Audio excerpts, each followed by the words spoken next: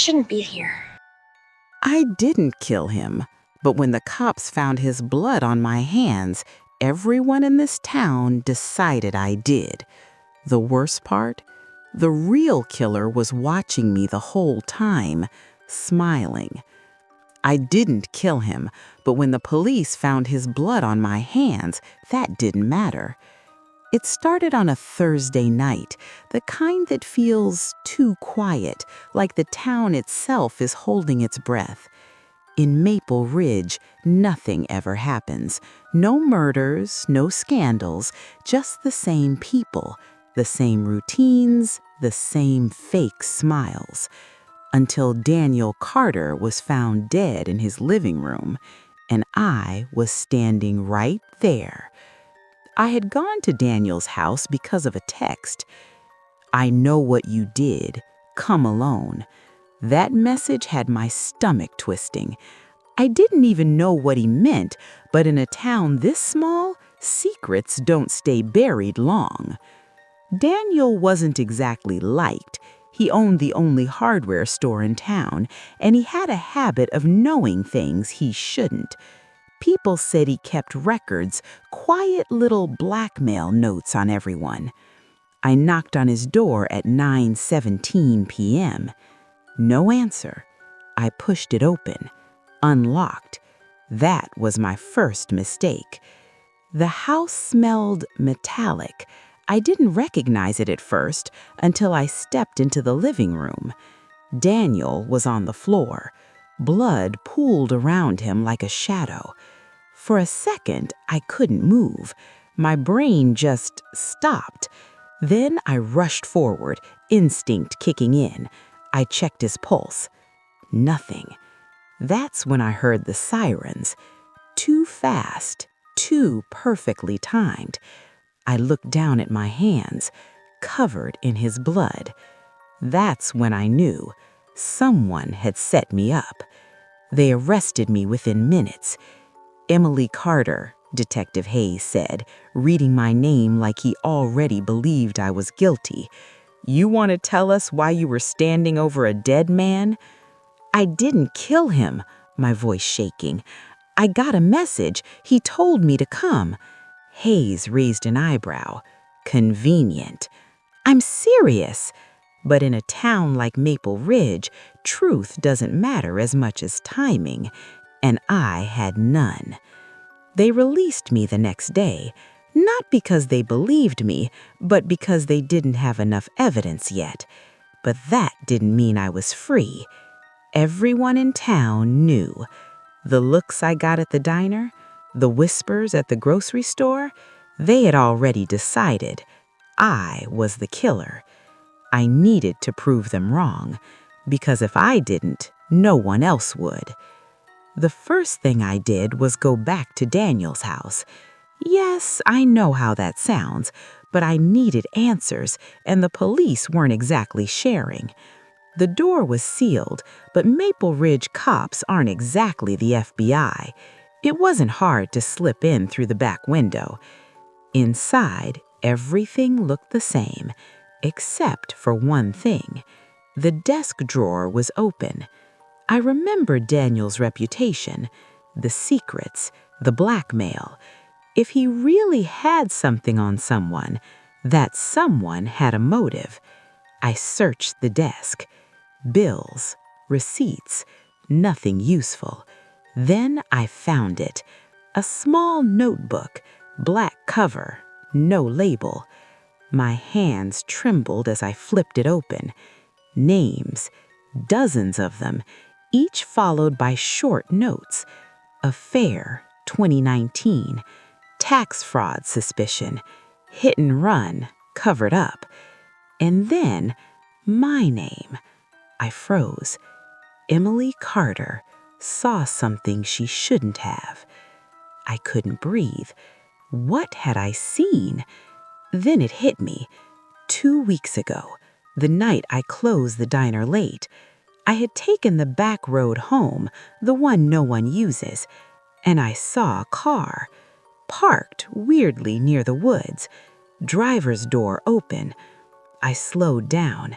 That's when I saw someone dragging something heavy, wrapped in a tarp. I didn't stop. I just drove. Told myself it wasn't my business. But Daniel, he must have seen me. Or worse, he saw them. I flipped through the notebook again, looking for something, anything. And then I saw it. A name circled. Not an underlined, not a note. Circled. Leila Monroe. Leila was harmless. That's what everyone thought. She worked at the town library. Quiet, always polite, the kind of person people forget is even there. But something felt wrong. Why would Daniel circle her name? I went to see her. The library was empty when I arrived. Leila stood behind the desk, organizing books. She smiled when she saw me. "Emily, I heard about everything." Of course she did. "Yeah," I said, "small town." She nodded sympathetically. People talk. I studied her face. Too calm, too composed. "I need to ask you something," I said.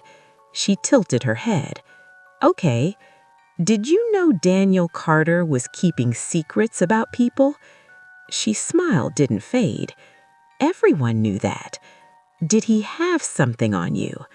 For the first time, there was a pause. Just a second, but I caught it. "I don't see how that's relevant," she said softly. "It is," I replied, "because he's dead and someone killed him to keep a secret." Silence. Then she laughed. Not loud, not nervous, just wrong. "You're smarter than I thought," she said. My stomach dropped.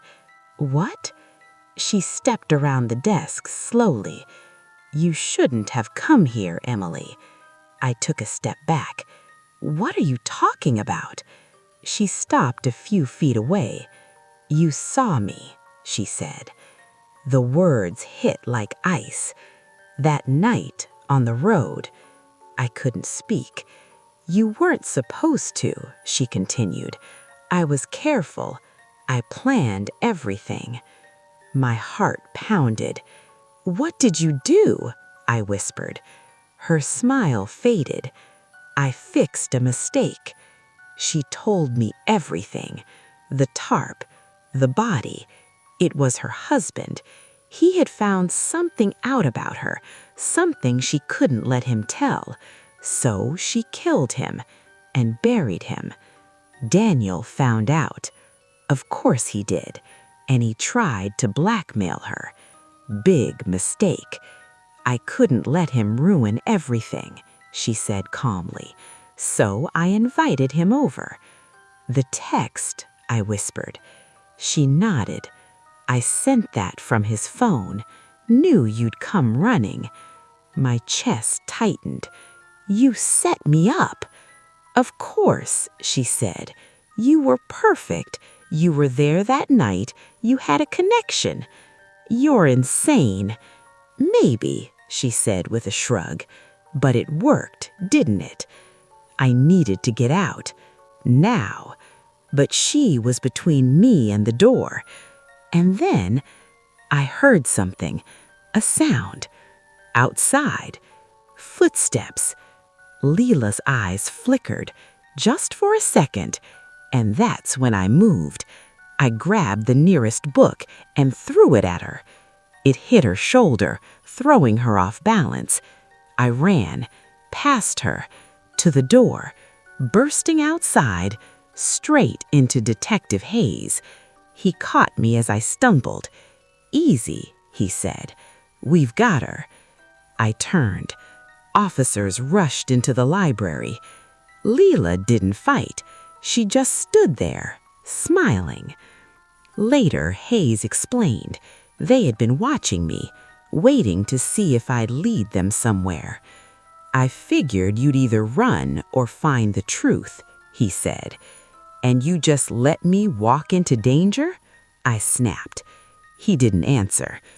Leela confessed everything: the murder of her husband, the murder of Daniel, framing me, all of it. A week later, the town started to move on, like it always does. The whispers faded, the looks softened, but I knew something they didn't, something worse than any secret in Daniel's notebook. In Maple Ridge, everyone lies. They just don't all get caught. Thanks for watching.